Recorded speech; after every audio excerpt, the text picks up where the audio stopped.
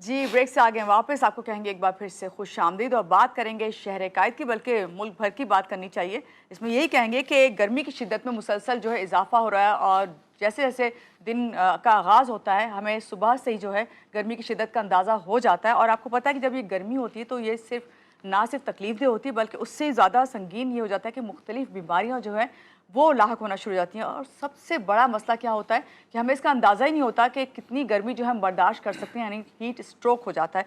और ये मौसम सबसे ज़्यादा मुतासिर करता है गर्मियों का, जब गर्मियों का आगाज़ होता है। जैसे अब ये आगाज़ हुआ है, जब सिंध की बात हो रही है, पूरे पाकिस्तान में ऐसा है। ऐसे में सवाल ये है कि हम खुद को और अपने घर वालों को जो है इस हीट वेव से या हीट स्ट्रोक से या एक बढ़ती हुई गर्मी से किस तरह बचाएं और किस तरह से जिस पे हम बचाव का तरीका क्या कर सकते हैं। उसके साथ साथ जो शदीद गर्मी है, अपने छोटे बच्चों को, खासतौर से जो स्कूल जा रहे हैं, उन्हें कैसे महफूज रखें, क्या खाएं क्या ना खाएं। और सबसे ज़्यादा जो आते हैं हमारे पास डाइटिशियन या हमारे पास डॉक्टर्स आते हैं, तो वो कहते हैं पानी का इंटेक वो सबसे ज़्यादा आप लोग करें, पानी की कमी ना हो, डिहाइड्रेट ना करें अपने आप को। मुख्तलिफ बीमारियाँ जो हैं इस मौसम में आ जाती हैं, लेकिन इसका हल क्या है इसके बारे में ज़रूर जानेंगे। और अभी हमें ये खबर भी बड़ी मिली और हमें सुनने को मिली और अफसोस भी हुआ कि 8 अमवात भी हुई हैं। कल 45 तक जो है दर्जा हरारत चला गया था, उसके बाद फील्ड लाइक तो इससे भी ज़्यादा था। हमारे साथ जो डॉक्टर साहब हैं वो ज़्यादा हमें बताएंगे कि क्या सूरत हाल रही। हमारे साथ हैं डॉक्टर अम्मार दानिश साहब, इंचार्ज शिफ्ट हैं JPMC एमरजेंसी,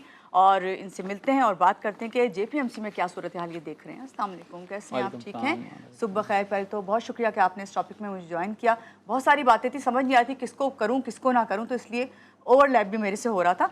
मुझे ये बताइए सबसे पहले डॉक्टर साहब, ये 8 अमवात हुई और फिर ये बहुत अमनाक बात है कि गर्मी की शिद्दत इतनी ज़्यादा थी, जबकि अवेयरनेस हम प्रोग्राम्स करते रहते हैं, डॉक्टर्स भी आते हैं बताते हैं, लेकिन लोगों को क्या वजह है कि लोग इसको नज़रअंदाज कर देते हैं। देखें, 8 अमवात के लिए आप 100% श्योर हो के ये नहीं कह सकते कि ये सारी अमवात हीट स्ट्रोक की वजह से हुई।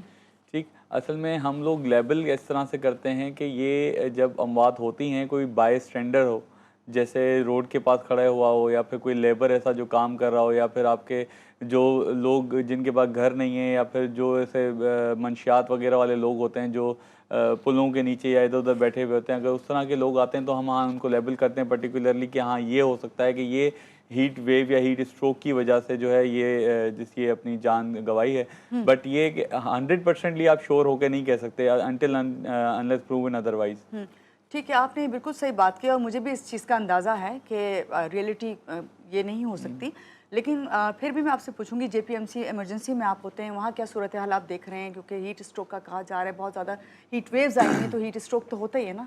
देखें, अलार्मिंग सिचुएशन ये है कि पूरे दुनिया में एक वर्ल्ड ऑर्डर, पूरा सिस्टम चेंज है, पूरा क्लाइमेट कंट्रोल, पूरा क्लाइमेट चेंज हुआ है। वेदर, सर्दियों में बहुत ज़्यादा सर्दी हो जाती है तो आपसे देख रहे हैं कि क्लाउड ब्रस्ट और जो है सर्दी की वेव आ जाती है, कोल्ड वेव आना शुरू हो जाती है। सेम अब हीट वेव पिछले 10-12 सालों से आगाही बहुत ज़्यादा दे चुके हैं। सबको सब कुछ पता है कि क्या करना है और क्या नहीं करना है, लेकिन अब इंसान है, उसने बाहर भी निकलना है, उसने कामकाज भी करना है, पेट भी पालना है, उसके लिए वो सब करता है।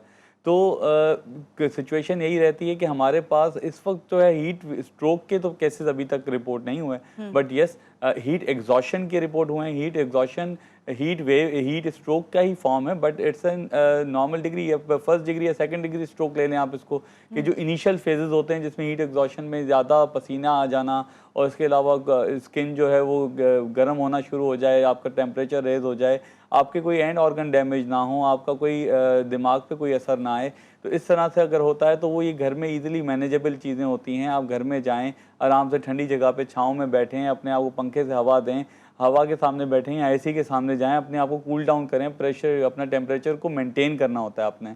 जो कोल्ड हॉट टेम्परेचर है उसको आपने कोल्ड टेम्परेचर के साथ मेंटेन करना है। आप ठंडे पानी के साथ बात ले सकते हैं, आप ठंडा पानी ज़्यादा पी सकते हैं, आपको पानी ज़्यादा से ज़्यादा पीना होता है। देखिए, अल्लाह ने जो हमारी बॉडी बनाई है वो उसके अंदर आपका सारा जो बॉडी है 70 to 80% वो वाटर के ऊपर है। अगर वही पानी ख़त्म हो जाएगा, जिस्म का पूरा सत चले जाएगा, तो फिर आप अपना डेली रूटीन, डेली लाइफ के कोई भी चीज़ फंक्शन नहीं कर पाएंगे। आपके मसल सारे स्टिफ हो जाएंगे, आपको सांस की प्रॉब्लम भी होगी, आपको दिमागी तौर पे प्रॉब्लम भी होगी, क्योंकि आपका जो बॉडी का फ्यूल है वो फ्यूल ख़त्म हो जाता है। अगर वो फ्यूल को आपको रिफिल करने के लिए you have to drink it.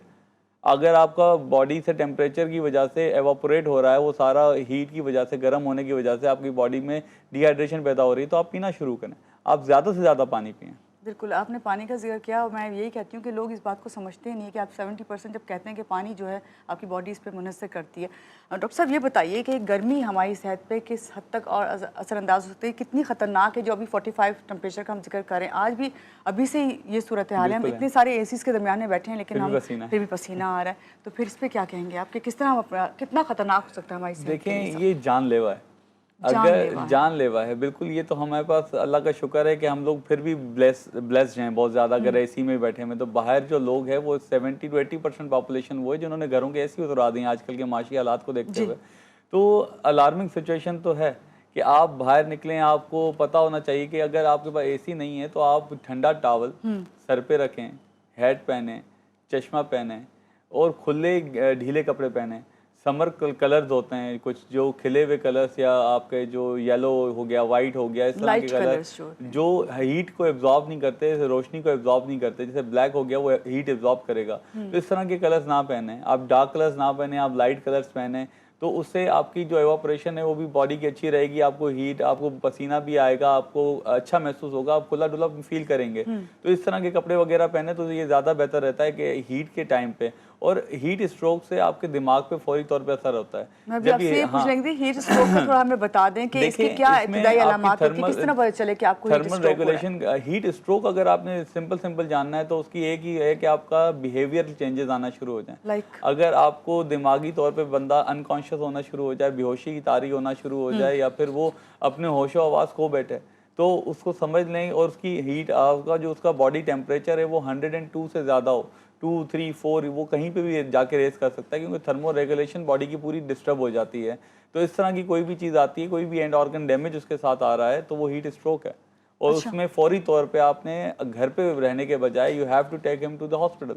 आप उसको ER लेकर आएँ, ER में उसकी मैनेजमेंट होगी। अगर घर में कुछ करना है तो आपको ठंडे पानी से उसको नहलाना शुरू करें। आप उसके बगल में ग्रोइन एरिया में जहाँ पे भी हो सकता है बर्फ़ रखें और उसके ऊपर ठंडे पानी की चादर डालें। तो उसको आपको गीला और ठंडा रखना है। जब आप उसको गीला और ठंडा रखेंगे तो eventually it will get better. तो ये एहतियाती तदाबीर भी हैं कुछ, और ये साथ में इसके जो फंक्शंस हैं कि वो दिमाग पे ज़्यादा असर करता है, तो इसलिए जानलेवा भी होता है। अच्छा, आपने कहा कि बिहेवियर चेंज होता है, तो बिहेवियर चेंज में क्या चेंजिंग आती है? इनिशियली मैंने आपको बताया, उसमें बिहेवियरल चेंजेस के अंदर जो नॉर्मल एक है कि वो बेहोश होना शुरू हो जाएगा, उसको गुनूदगी आएगी, चक्कर आएंगे, इस तरह की कोई भी अलामत, वो एमरजेंसी है। ठीक है, उसको फौरन एमरजेंसी में आप लेकर आएं।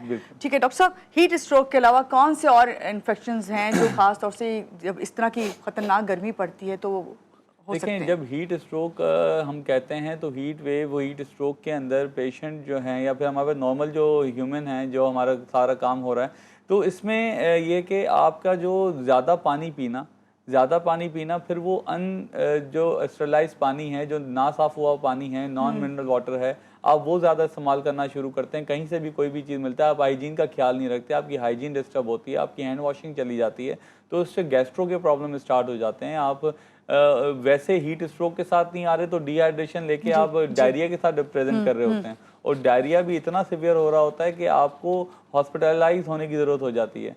तो उस चीज़ का भी आपने ख्याल रखना होता है कि ये, और क्योंकि ह्यूमिडिटी भी कम ज़्यादा हो जाती है और सांस का घुटना भी ज़्यादा हो जाता है, अस्थमा भी एग्रीवेट होता है, आपका सांस की तकलीफ़ें भी ज़्यादा होना शुरू हो जाती हैं। डॉक्टर उमर, आप क्योंकि इमरजेंसी में होते हैं JPMC के, तो वहाँ पे आप क्या देखते हैं कि जब ये इस तरह का मौसम आता है तो कौन से ज़्यादातर पेशेंट आते हैं और शिकायत लेके आते हैं, जिस तरह आपने गैस्ट्रो का भी जिक्र किया, और कौन सी सबसे बड़ी गलती है जो हम लोग करते हैं इस मौसम में? रिस्पॉन्स तो यही है कि इधर लोग पानी नहीं पीते, पानी को अवॉइड करते हैं, पानी नहीं पिया जाता, क्योंकि देखें जब गर्मी ज़्यादा होती है, आपको पानी उस टेम्परेचर का भी नहीं मिल रहा होता है, तो आपको नौज़िया वगैरह शुरू हो जाता है। आपको पानी वैसे भी, कराची के आप बात करें सिंपली, तो कराची में जिस तरह का पानी आ रहा है वो मुज़रे सेहत पानी भी है। उसके अंदर काफ़ी चीज़ें ऐसी हैं कि आप गली मोहल्ले से, कहीं से, रेडी से, कहीं से भी आप उठा के चीज़ लेते हैं, अनहाइजेनिक होना शुरू हो जाते हैं, जिसकी वजह से आपको गैस्ट्रो के प्रॉब्लम ज़्यादा स्टार्ट होते हैं। तो मैं वही कहना चाहता हूँ कि गैस्ट्रो की वजह से भी आप लोग प्रेजेंट करते हैं जब आप हीट स्ट्रोक की बात कर रहे होते हैं। तो डायरिया उसके अंदर नंबर 1 कॉज है कि अगर हीट स्ट्रोक नहीं तो diarrhoea, leads to the dehydration ही होगी। डिहाइड्रेशन की वजह से, डिहाइड्रेशन इतनी खतरनाक है कि पेशेंट ना सिर्फ हॉस्पिटलाइज होता है बट ICU वेंटिलेटर तक भी बात पहुंचती है। इतनी तो आगे जान बढ़ हाँ जाती है बिल्कुल, बात, ये सारी जानलेवा होता है इससे। अलार्मिंग सिचुएशन है कि आपने जब देखना है कि सारे सिस्टम को, तो आपने हैंड हाइजीन, आपने पानी का इस्तेमाल ज़्यादा अच्छा रखना है, आपने पानी उबला हुआ और साफ़ पानी पीना है। साफ़ पानी पिएं, ज़्यादा से ज़्यादा पानी पिएं, ठंडे मशरूबात का इस्तेमाल करें। और फ्रूट्स देखें, फ्रूट्स के लिए भी है कि आप वो वाले, अल्लाह ने देखें हर मौसम के लिए हर फ्रूट बनाया है। बिल्कुल। तो अल्लाह ताला की नेमत कभी भी ख़राब नहीं हो मेलन सकती। अभी इतना अच्छा आया हुआ है मैं आप। हाँ, देखिए मेरा ईमान है कि अल्लाह कोई भी चीज़ ख़राब नहीं बना सकता, ठीक है। तो तरबूज खाना, बिल्कुल। उससे कुछ हो जाएगा, उससे कुछ नहीं होता। तरबूज से कुछ भी नहीं होता। कोई आप एक आध तरबूज ऐसी खाएं, न्यूज़ आ जाती है ना, तो परेशान नहीं होना नहीं चाहिए, होना बल्कि चाहिए। आपको आप पता है तरबूज कि खाएं, बिल्कुल। तरबूज बिल्कुल आपको हाइड्रेट भी करता है। अल्लाह ने इस मौसम में बनाया तो उसके कोई फ़वाइद होंगे तो ही बनाया है। बिल्कुल। तो उसको बनाया है तो उसको खाएं।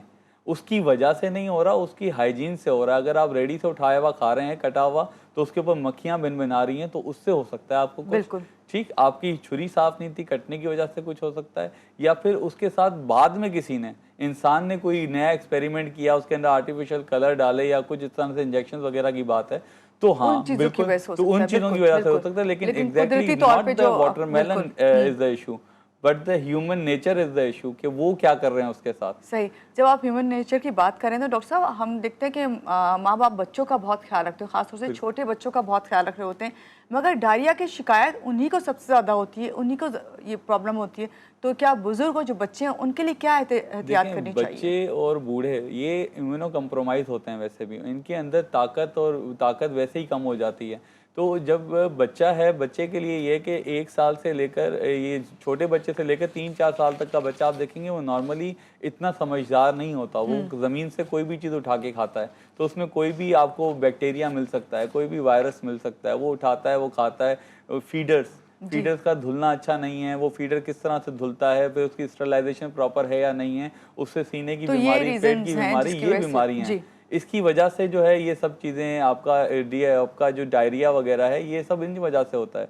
नॉट अदर कॉजेज में कुछ ऐसा नहीं है कि आप बैक्टीरिया को डायरेक्ट ओरल रूट से ले रहे हैं। जब तक आप ओरल रूट से नहीं लेंगे, आप बिल्कुल ठीक रहेंगे। जब आपने कुछ उठा के खाया है ऐसी चीज़ जिसके ऊपर आपने देखा कि हाँ इसमें कुछ ऐसा गलत था, तो बिल्कुल आपको तबीयत खराब होगी। सही। बहुत शुक्रिया डॉक्टर अम्मार, आज के प्रोग्राम में आप आए और आपने हमें बताया कि किस तरह हम हीट स्ट्रोक से बच सकते हैं, गर्मी में जो है अपना ख्याल कैसे रखें। और यहाँ पे आपको कहेंगे अपना ख्याल रखने के लिए आपको सबसे पहले जो है पानी का इंटेक बढ़ाना है, पानी ज़्यादा से ज़्यादा पिएँ। और अभी हम जा रहे हैं ब्रेक पे, ब्रेक के बाद आप साथ में रहिएगा हमारे साथ।